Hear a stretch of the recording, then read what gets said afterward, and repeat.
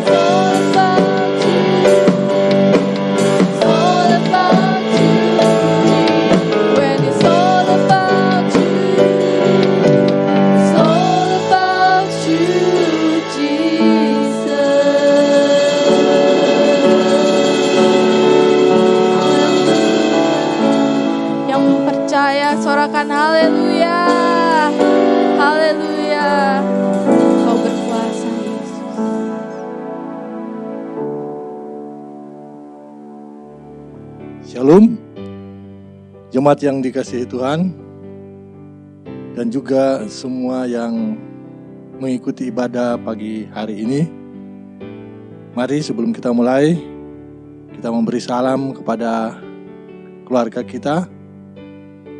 Katakan, damai sejahtera Tuhan Yesus menyertai kita. Amin. Sebelum kita mendengar firman Tuhan, mari kita berdoa. Bapa yang Maha Kasih, Yesus Tuhan, terima kasih ya Tuhan karena Engkau memberi kami kesempatan di akhir tahun 2020 ini Tuhan, untuk masih bisa beribadah. Walaupun kami beribadah di rumah kami masing-masing, tapi kami tahu Tuhan Engkau hadir dalam ibadah kami ya Bapa. Dan saatnya kami akan menduduk, dengar akan firman-Mu Tuhan. Berbicaralah kepada kami semua, dan ya Tuhan urapi kami. Pakai hamba-Mu ini Tuhan yang tidak punya kekuatan apa-apapun, kemampuan apapun, untuk menyalurkan firman-Mu, berkat-Mu kepada umat-Mu pada hari ini Tuhan. Terima kasih ya Bapa, kami anak-anak-Mu siap untuk mendengarkan firman Tuhan. Di dalam nama Tuhan Yesus, kita yang siap mendengarkan firman Tuhan, sama-sama katakan, amin. Bapak Ibu yang dikasihi Tuhan Yesus, tema kita di akhir tahun ini adalah hidup benar mengalami keajaiban. Jemaat yang dikasihi Tuhan, pertanyaannya kepada kita adalah, apakah kita bisa hidup benar? Kalau mengalami keajaiban, saya percaya Bapak, Ibu, saudara-saudara sekalian, bahkan saya pernah mengalami keajaiban-keajaiban dalam kehidupan kita. Tetapi kalau hidup benar, ini suatu tantangan. Tapi saya mau katakan dari tempat ini, dari atas mesbah mimbar ini, bahwa hidup benar itu bisa. Karena kita sudah dibenarkan oleh Tuhan Yesus Kristus yang sudah lahir di bulan ini dan ada bersama-sama dengan kita, dan Dia sudah mengampuni dosa-dosa kita sehingga kita dibenarkan olehnya. Amin. Mari kita buka atau baca firman Tuhan dalam Mika 6 ayat 8. Hai manusia, telah diberitahukan kepadamu apa yang baik dan apakah yang dituntut Tuhan daripadamu. Selain berlaku adil, mencintai kesetiaan, dan hidup dengan rendah hati di hadapan Allahmu. Jadi Bapak Ibu, poin pertama dari khotbah saya pagi ini, hari ini, adalah berlaku adil. Kita buka Matius 20. Bapak Ibu boleh baca mulai dari ayat 1 sampai 34 di rumah, dan saya akan mengambil beberapa ayat saja, yaitu Matius 20 ayat 13. Tetapi Tuhan itu menjawab seorang dari mereka, saudara, aku tidak berlaku tidak adil terhadap engkau. Bukankah kita telah sepakat sedinar sehari? Bapak Ibu yang dikasihi Tuhan, berbicara mengenai berlaku adil. Dalam firman Tuhan dalam Matius 20 ayat 13 ini kita tahu bahwa berlaku adil itu senantiasa ada di dalam tangan Tuhan. Kita juga lihat di saat di tempat di pengadilan, di mana hakim yang menjatuhkan putusan itu biasanya dikatakan mewakili Tuhan. Karena Tuhanlah yang menghakimi. Kita manusia hanya hidup dengan keadaan atau berlaku baik atau adil. Tetapi untuk adil dan tidak adilnya ada di tangan Tuhan.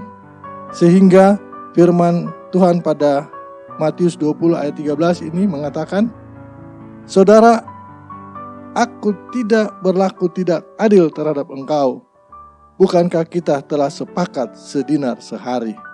Bapak Ibu ketahui, yang saudara yang dikasihi Tuhan ketahui bahwa dalam kisah ini Tuhan Yesus memperumpamakan orang yang diupah. Dia mau seharian kerja, dia mau beberapa jam atau bahkan yang sejam pun Tuhan tetap memberi sedinar.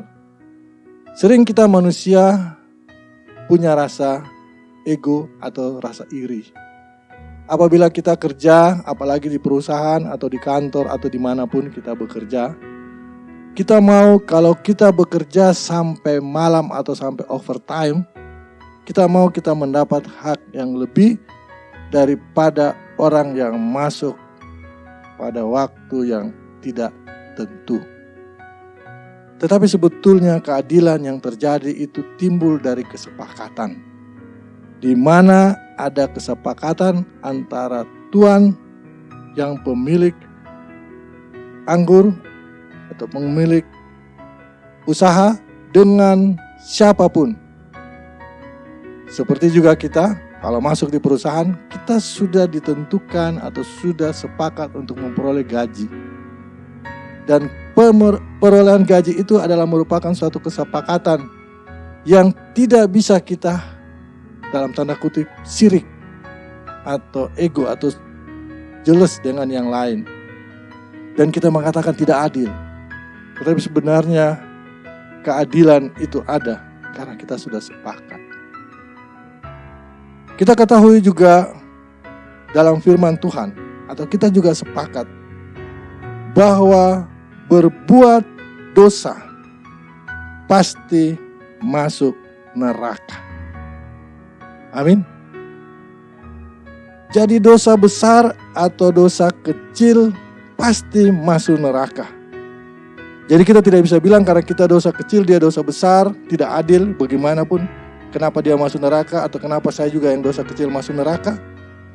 Karena kita bisa lihat ada suatu perumpamaan bahwa batu kecil dengan batu besar jika dilempar ke dalam laut atau ke dalam air pasti tenggelam. Jadi dengan kata lain, dosa kecil maupun dosa besar ya dosa dan masuk neraka. Oleh sebab itu Tuhan menuntut atau meminta kita berlaku adil. Amin. Kita juga bisa lihat contoh daripada Raja Salomo. Saudara-saudara, saya percaya sudah tahu ceritanya tentang dua orang ibu yang merebut seorang bayi. Di sini Tuhan memberi hikmat kepada Salomo. Dan hikmat itu datang dari Tuhan. Sehingga pada saat melakukan keputusan, maka dia berlaku adil. Di mana dia mengambil sebuah samurai atau pedang untuk membagi dua bayi ini. Dan ibu yang mempunyai bayi itu berseru dan memohon supaya anak itu tidak dibunuh. Dengan kata lain, hikmat Tuhan kepada Raja Salomo bahwa inilah ibu dari anak itu. Itulah keadilan. Itulah berlaku adil yang hidup, yang datang dari Tuhan. Poin kedua, mencintai kesetiaan. Kita bisa lihat dalam Daniel 3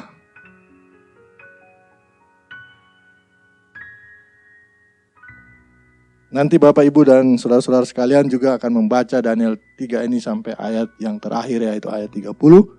Tapi saya akan membaca beberapa ayat, yaitu di ayat 4 sampai 6 pertama.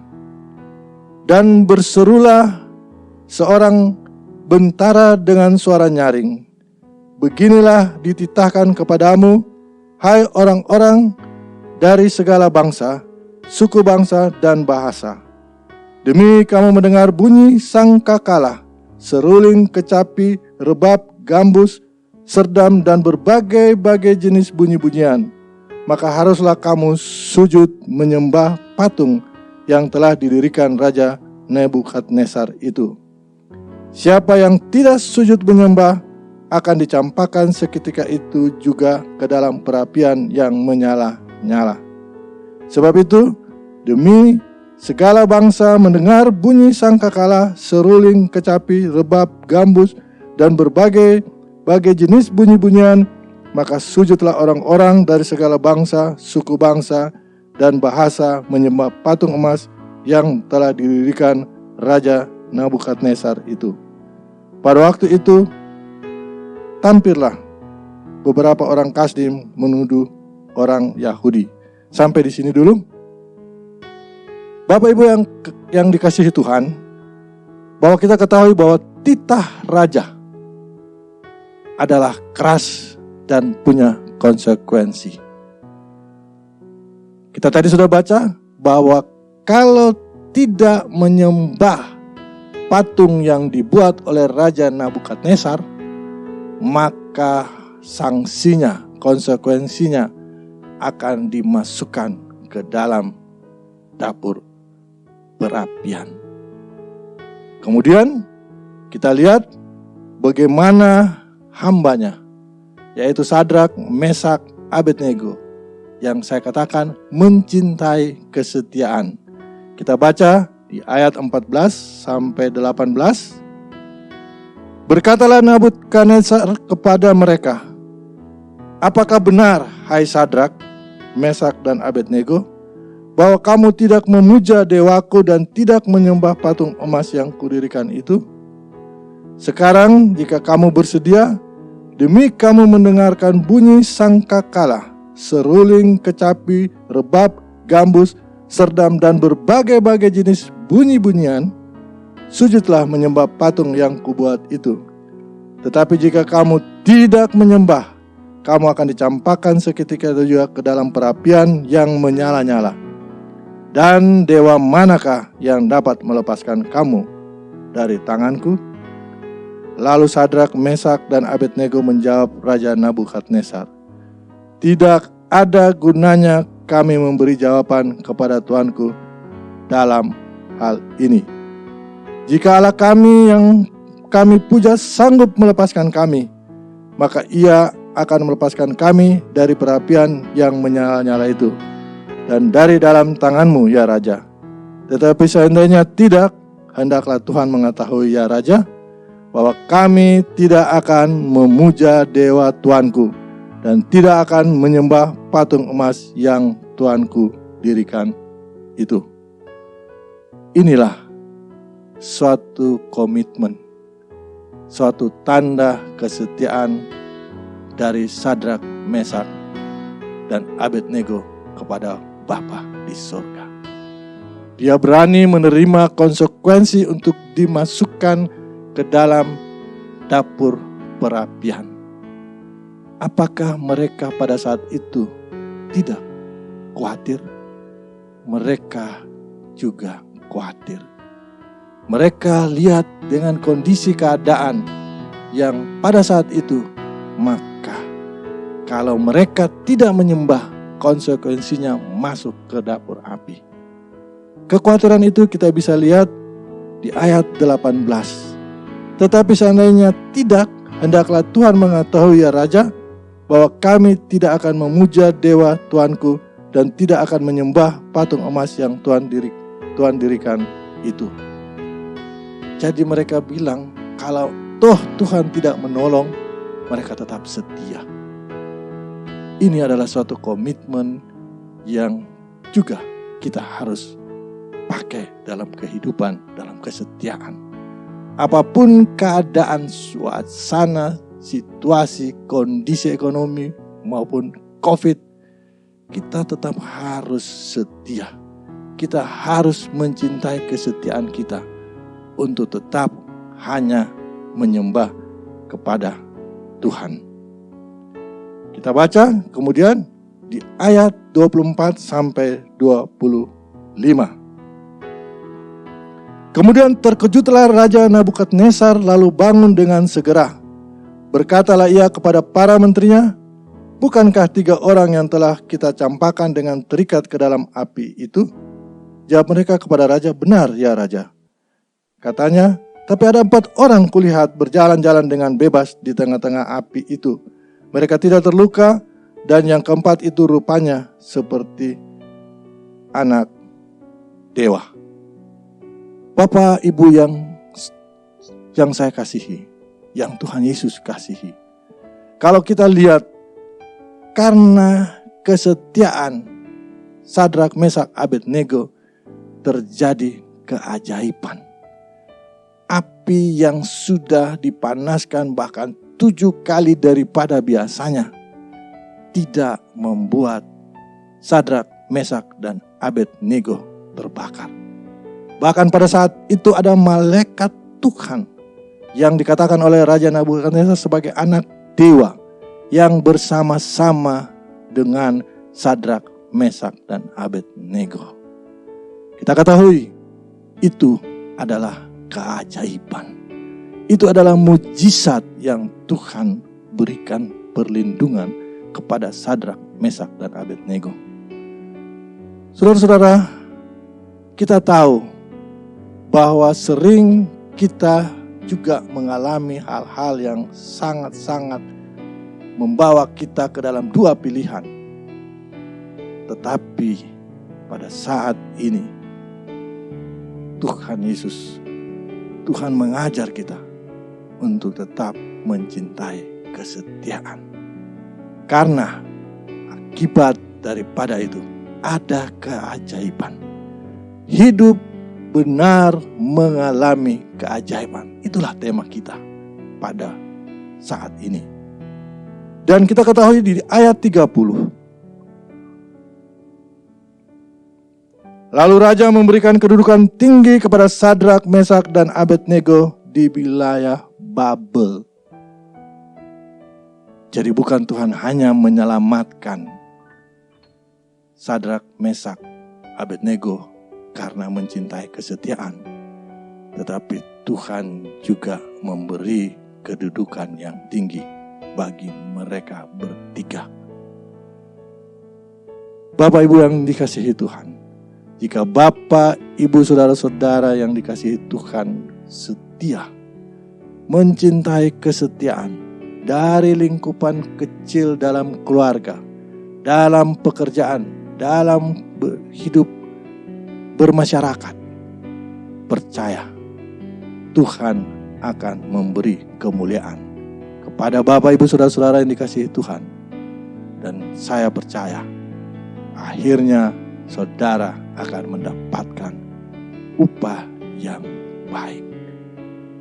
Bapak Ibu yang dikasihi Tuhan, seringkali dalam kondisi seperti saat ini kesetiaan kita goyah. Kesetiaan kita mengalami hal-hal yang masuk dalam pilihan yang sulit.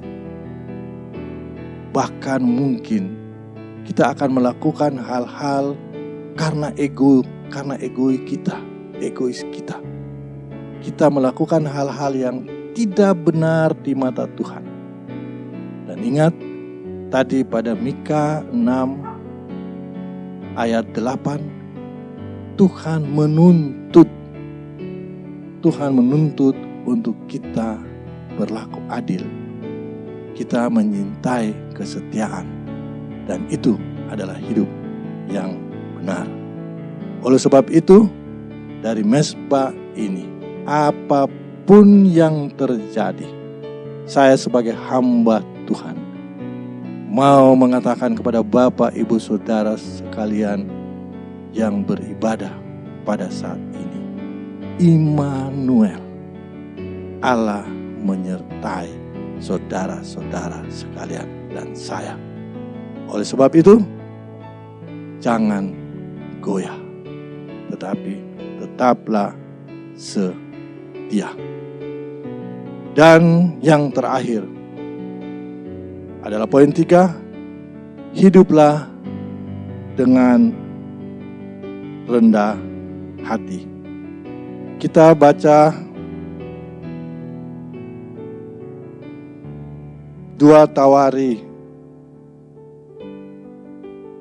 33 ayat 12 dan 13. Ini bercerita mengenai kisah Raja Yehuda, yaitu Manasye. Mari kita baca. Lihatlah,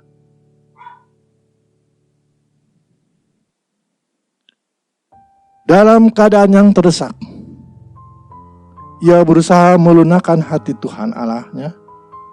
Ia sangat merendahkan diri di hadapan Allah nenek moyangnya dan berdoa kepadanya, maka Tuhan mengabulkan doanya dan mendengarkan permohonannya.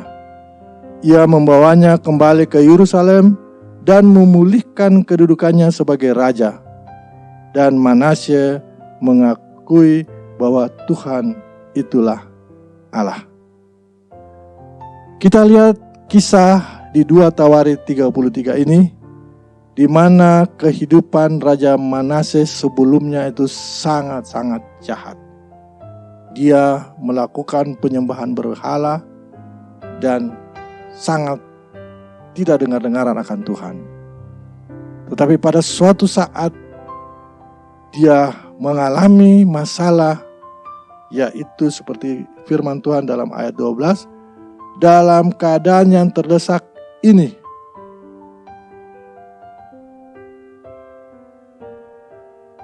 ia berusaha melunakkan hati Tuhan Allahnya. Ia sangat merendahkan diri di hadapan Allah nenek moyangnya. Ini adalah di mana kehidupan Raja Manasye mengalami desakan atau terdesak. Dan kuncinya untuk mendapat pertolongan Tuhan adalah dengan merendahkan diri di hadapan Allah. Saudara-saudara yang dikasihi Tuhan, jika saudara juga dalam keadaan kondisi saat ini, jika saudara mengalami hal-hal yang sulit dan mendesak, terdesak, maka rendahkan dirimu di hadapan Tuhan. Dan kemudian kita juga bisa lihat kisah tentang Yusuf dan saudara-saudaranya. Kita buka Kejadian 45.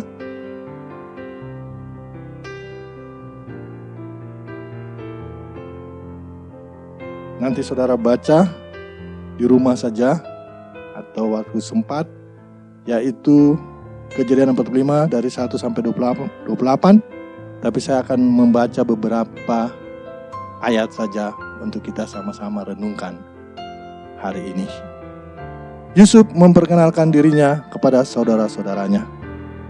Ketika itu Yusuf tidak dapat menahan dirinya lagi di depan semua orang yang berdiri di dekatnya. Lalu ia berserulah, suruhlah keluar semua orang dari sini. Maka tidak ada seorang pun yang tinggal di situ bersama-sama Yusuf ketika ia memperkenalkan dirinya kepada saudara-saudaranya. Setelah itu menangislah ia keras-keras sehingga kedengaran kepada orang Mesir dan kepada seisi istana Firaun. Dan Yusuf berkata kepada saudara-saudaranya, "Akulah Yusuf, masih hidupkah, Bapak?" Tapi saudara-saudara tidak menjawab, sebab mereka takut dan gemetar menghadapi dia. Lalu kata Yusuf kepada saudara-saudaranya itu, marilah dekat-dekat. Maka mendekatlah mereka. Katanya lagi, "Akulah Yusuf saudaramu yang kamu jual ke Mesir. Tapi sekarang Jangan bersusah hati dan janganlah menyesali diri karena kamu menjual aku ke sini. Sebab untuk memelihara kehidupan Allah menyuruh aku mendahului kamu. Karena telah 2 tahun ada kelaparan dalam negeri ini, dan selama 5 tahun lagi orang tidak akan membajak atau menuai. Sampai sini. Bapak Ibu yang dikasihi Tuhan, kita semua tahu kisah Yusuf, di mana pada saat itu Yusuf mimpi untuk menjadi seorang yang dipuja, bahkan oleh saudara-saudaranya dan juga orang tuanya. Dan iri hati daripada saudara-saudaranya itu mengakibatkan mereka menjual Yusuf kepada bangsa atau orang Mesir. Tapi saudara-saudara ketahui, pada saat itu dia tidak punya perasaan yang sakit atau dendam. Tetapi dia begitu mengasihi dan dengan rendah hati dia mengampuni saudara-saudaranya. Saya mau katakan kepada Bapak Ibu saudara-saudara yang dikasihi, yang beribadah bersama-sama, mengampuni tanpa kerendahan hati itu hanya keluar dari mulut saja, mengampuni. Tetapi sebetulnya kita tidak tulus.